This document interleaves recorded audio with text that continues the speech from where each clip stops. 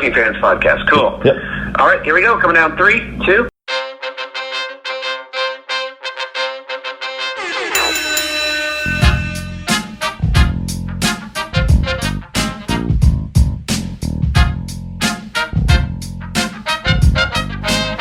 Welcome back for another week of the Working Fans Podcast. This is AJ. I'm the former wrestler. We've got Dave, the ultimate fan, here with us. As we do every week, our producer Joe likes to make us sound good and makes us look way more professional than we actually are. As always, you can find us on Twitter, that's @FansWorking, Facebook, Working Fans Pod. We've got email where you can reach out to us and please contact us to let us know what you think of the podcast and for any ideas that you might have. That's workingfanswrestlingpod@gmail.com. We're on Instagram where you can keep up with us at workingfanswrestling_pod. And then you can now listen to us on all major platforms, including Anchor.fm. We're on Google Podcasts, Spotify, Breaker, Overcast, Pocket Casts, Radio Public, Apple Podcasts, and you can actually check us out on YouTube. Now, it's important when you go onto the Apple Podcasts and YouTube, hit that subscribe button, give us a rating, let us know what you think so you can help us out and we can continue to do what we love and bring you guys in as fans. Ladies and gentlemen, this is your bronze deity, Black Thanos, Barrington Hughes, and you're listening to the Working Fans Podcast. All right, everybody, it's the Working Fans Podcast. This is the man they call Dave, and today we got one of the biggest stars on the independent scene, literally and figuratively. Some call him the Carmel Colossus, Mr. Barrington Hughes. Barrington, how are you today, sir? What's going on, my man? Not too much. You know, one of the first things I want to ask you, I dove into this recently with Danny Moff, and the way I went about it is, when I was growing up a wrestling fan, I was into, like, Jimmy Snuka, Andre the Giant, Hulk Hogan, and then I graduated, I got into, like, Bret Hart, Mr. Perfect, and I'm wondering, like, how was your fandom in wrestling? Like, who were some of the guys you liked when you were younger, as you got older, and now that you're in the business? When I broke in, I was a huge Razor Ramon fan. When I first broke in being a fan, yeah, loved Razor Ramon, loved 1-2-3 Kid. I was a big Ron Simmons fan too. I watched a little bit of WCW early on. Yeah. Baker, so many others. And then after I started training and really started opening up the tape library, and I forgot about the Great Southgate. I discovered Great Southgate in high school through old tape trading. Oh, okay. So shot the Great Southgate well. So when I became more active and I started reading, I started looking around, started watching a lot of different guys. We had one that comes up to my mind is Gary Albright, who doesn't really get enough credit as being a legit fucking monster, in French. But he was one of the biggest, baddest mofos that just doesn't get enough love. You know what I mean? Yeah. Yeah, I've recently started discovering Gary Albright, actually. Someone had hooked me up with that, and you ain't lying. Very physical. That all Japan style, too. Like, I've been learning about that recently. Oh, my God. Big time. Big time, bro. You said Ron Simmons. So were you watching, like, for me, Simmons, I mean, I followed his career, like, for a while in Doom, but, like, when he won WCW Heavyweight Championship, and I think Bill Watts was, like, promoting at the time, they had this TV tape in, and, like, he won it, like, in this lottery, and it was, like, some of the best TV I remember watching at the time. I think, like, Dusty Rhodes was on that TV episode, too, and it was, like, tremendous. Is that what you remember, too, like, growing up? For sure. Because Yeah. it was so unexpected. Nobody thought, they knew it was going to be a good match, but nobody thought that Simmons had a bad chance down of the title. And then one snap power slam later and count the lights, you're like, yo, is it really going to happen? Mm-hmm. And you see that crowd and the way they acted, the way they erupted, their reaction to it. It was a genuine feel-good moment, 100%. That's what I still remember is that crowd. They're just jumping up and down. So how did you break into the business? Who helped you and who trained you and got you started? Okay, so basically a very good, somebody that's very close to me helped me find the school and started training in December of 2010. I started training under Rusty Brooks and Flex Magnum, who was local to South Florida at the time, and he was honest with me. He's like, look, if you want to take this seriously, you will. I'm more than willing to train you, but it's up to you to do the work after that. I'm going to give some tips and pointers on, how to negotiate the business a little bit, how to navigate with promoters and things and what to expect. And, I trained for 9 months. I started off as a manager, Then I broke off shortly thereafter, and just been going ever since. I was noticing your nicknames. You had like the Caramel Colossus, the Caramel Kodiak, and Milf's favorite wrestler, which I loved. I was wondering, like, how does that come about, like the nickname process? Did you have a say in that, or is it promoters are like, here, try this out, or how's that come? The only one that a promoter gave me was Caramel Colossus, and that was when I got to MLW. I wanted to go back, but they were really adamant on the Colossus thing to kind of pull up my size. And it's like, okay, I guess. But everything else has always been, my creative process, and always trying to be a little different, because everybody thinking amazing and spectacular. Pejorative, they use a lot of description type words when they're giving themselves, and it's like, let's be a little bit. I always thought to myself, I can be a little bit more creative than that. And one of my favorite practices has always been Method Man, and if you know Method Man, you've always had 20 plus nicknames. So I kind of looked at that and was like, well, let me play around with a few of these and see what I came up with. And then remembering the old Oreo ad from back in the day, Milk's favorite cookie, I was like, huh. So I, tooled around with it a couple of times, and that's how we came up with Milk's favorite wrestler.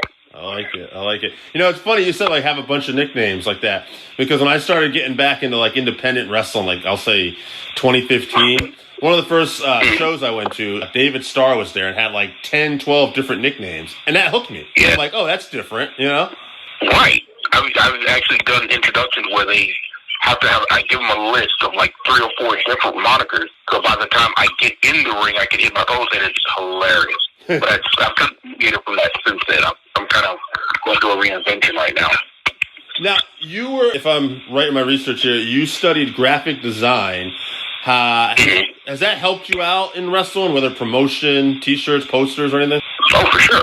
When I first broke in, before I even became an active wrestler, I would design costumes and stuff. I would do a lot of gear work for local guys and trying to bring in some unique styles, and from all the way from my local independents all the way up to the WWE. I did a lot of video grind stuff during the title run back in the day. I've done stuff for TJ Perkins. I've done stuff for quite a few notable guys, and it's always been a passion of mine. I was always an artistic kid growing up.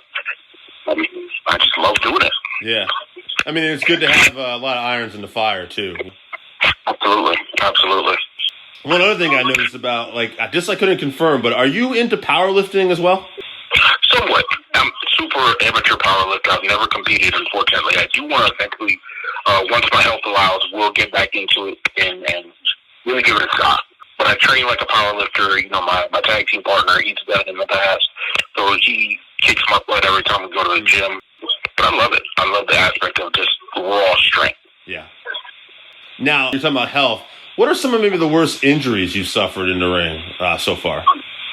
In ring, I've been lucky enough, knock on wood, okay.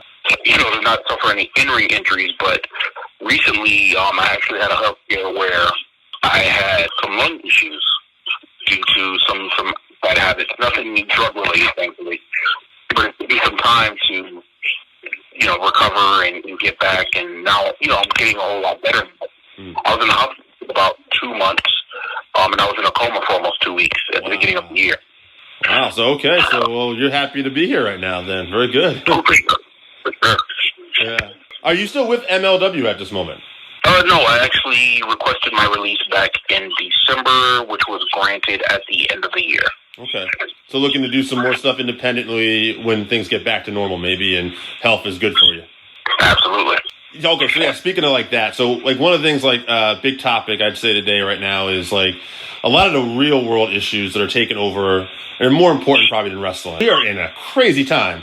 Like I was listening to this article today. It's like we have basically like the race riots from the 60s. We have a plague, and we have elements of like the depression with a lot of people out of work right now. Oh yeah. How has some of this stuff affected you negatively or, trying to stay positive? Like, what's some stuff going on with you right now because of this? Of course it affects you negatively. Thankfully, my family, we're maintaining fairly well given the circumstances. I'm out of the hospital, and I got out of the hospital right before the COVID scare got really bad. So that was really perfect timing on that. And then from there, I've just been doing my thing with my family, making sure they're good. just recently, in the past week, I want to say, I've just kind of taken it upon myself, me and several other wrestlers of all walks of life, not just black wrestlers, have just really started saying, you know what, we're going to start policing the business. You know, we're going to start cleaning up the good old boys, the racists, the negative, and to really make it a better space for everyone involved. So that's basically what's keeping up a lot of my time. Awesome. Yeah, I think that's something we should all be working on, just in general in our life, to like be better people and try to listen more and work with other people to make sure we should all be loving a little more, basically, you know? We should. Unfortunately, not everybody sees it that way, and that's the problem. Yeah, no, you're right. It's amazing. Like, I'm a white guy, but my mom's Puerto Rican. We grew up, though, like in an African-American community when I was younger. My father, race was never an issue, is my point, like in my family. So I didn't really think about this stuff, and I would hear things when I was a kid, and even as a kid, I was like, "Oh, that's off." You know what I mean? Like, I'm like, "No, stay away from those people." But I thought we had kind of gotten beyond that a little bit over the last few years, because a lot of younger people I know are like totally not about that at all. Like, just the complete opposite. Like, they're about welcoming everybody. But like, then you see these things happening now. It's like, geez, we really have to deal with this 2020, and we have all this other shit going on, and it's just like, it blows my mind. It's frustrating. It's really frustrating, because you think that we as a people have gotten past this and grown from it and gotten better, but because so many people are not willing to tackle the issue head on and say, you know what, this is really a problem. This needs to be addressed. And everybody's like, it's not that bad, or we have other things to worry about. It always gets moved down the docket to where it never does. So now we've come to this point in 2020 where it's still a problem. It's still prevalent. And then because of things that are coming from the top that help ignite that negative rhetoric, now you have people kind of going at each other for no reason outside of the color of their skin, which is really fucked up. Yeah, I feel like you're right. Like, I don't want to get too political, but I feel like there's certain things that have set us back, if anything, too. And it's like, you know, we got to play catch up here big time. Is that part of this? I don't know this. I don't know if it's connected, but I saw on your Facebook, #NahFam. Is that part of this, or what is that? No, NahFam is just me. Okay. NahFam is just, that's my thing. Now, the other hashtag, I don't know if you've been checking the last few days, the ones that really, I started a hashtag call out A racist. Oh, okay. There's also another one call out racist that I'm kind of including because it's more expansive. And a lot of guys that unfortunately have been called out in the past few days, it's been really bad. You know, I'm not name names. If you go down the list, you'll see them everywhere, from local promoters to guys that have been all the way to the top. You know, and it's like, it sucks. Because a lot of these people we watched on TV and we admired or we liked them, we supported them, or we bought their merch, and then you see how they stand, how they think and they feel about it, and it breaks your heart. You know what I mean? Yeah, 100%. Yeah, I mean, it's definitely been eye-opening, to say the least, just the amount of hate that's out there. Even, like, I've heard, like, on the flip side of that, like, people that are generally outraged and should be, but, like, I heard some guy say his solution was, well, we need to genocide these racists and these horrible people. And I'm like, well, genocide doesn't seem like where we should be going with anything right now. Like, maybe we all need to love and try to figure out how to handle this. But at the same time, man, I get where the anger's coming from, because, like I said, like, I start seeing this stuff now, and I'm getting older too, but I don't know, everything I see on this stuff, like, just makes me so angry. It's like, oh. Yeah. Here's the thing, man. It's a generation of people that are not willing to listen to the voice of reason. You have young people that want to be progressive and want to do things different, but we're not coming together to say, okay, let's hear each other out. Right. Why do we feel, and how can we get past this and move forward? That's the problem. There's so many different things that need to be done, but nobody knows where to start. I mean, tough to segue, but we'll go back to wrestling a little bit here. You know, talking, you're a very passionate guy. I can see that. What about the art of a promo? Like, how is a promo something that was it challenging for you? Was it something you felt you excelled at? Where do you put that in, like, the terms of the wrestling game? Promos, listen, man, if you can cut it, and this is prevalent today, if you can cut a good promo, your skills don't have to be, and it's not saying that you're not supposed to train, that you shouldn't have your skills up far. But certain things that you may lack in the athleticism department, you can more than make up for in promos and being able to tell a story with your body, with your words, with your mind, being able to pull people in and make them feel what you feel, or make them or manipulate those emotions. That is a fucking good promo to me. I was taught that very early on by, a former tag partner, still a good friend of mine, Ben Meltzer. He really taught me the nuances of promos, and having, my mentors that I have now, and Low T and MVP and Jay Horn. There's a lot of guys that helped me over the years really understand the importance of the promo. And it's like, you should be able to get your point across. So what I wanted to start doing with the guys that I mentor and the guys and girls that I talk to, because I'm not just guys and girls that I mentor, I tell them all the time, stop cutting wrestling promos. And it's going to sound weird as hell when I say this. Don't do wrestling. Watch acting monologues. Watch stuff that you see where somebody's trying to get you to feel something or relate to something. And then apply that to wrestling. Because that way, it doesn't come off as, well, I'm going to be here at this place at this time, and I'm going to face this person, and this is going to happen. You see how redundant that can be after a while. We've done that for 30 years. Right. And if you go past that basic promo, then, brother, you're not going to move up that card. But you get somebody like me that can put in some emotion and make you think about something, whether it's laugh, cry, get you mad, then I have more value to a promoter. I have more value to myself above anything. You know what I mean? 100%. One of the things I liked about the NWA Power promotion is that they would get guys in the studio and they would cut promos off the mic, and like guys like, I'll just throw like Tim Storm and stuff out there. You can tell it's like, oh, that guy is who he is. Like, that's a legitimate, not too far from what he is. Mm-hmm. For sure. And that's what it's about, man. Like, I've had the opportunity to work with Tim Storm, and he's a great dude. Especially for his age, he can go. Yeah. He can go.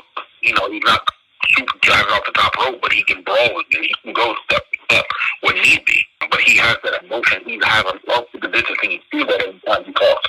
Mike, same thing with Nick Aldis. He believes he is the best thing smoking in professional wrestling, and if any person cutting a promo doesn't believe that, or you don't feel that you're the best thing, it's like, right? Why do it? Don't waste your time. Don't waste the own time. Yeah. Like, one thing as a fan, I would say that, we'll take Aldis for a second. One thing I like about him is his persona, his character, and the way he articulates everything, and even down to his in-ring work and the way he brings it all together.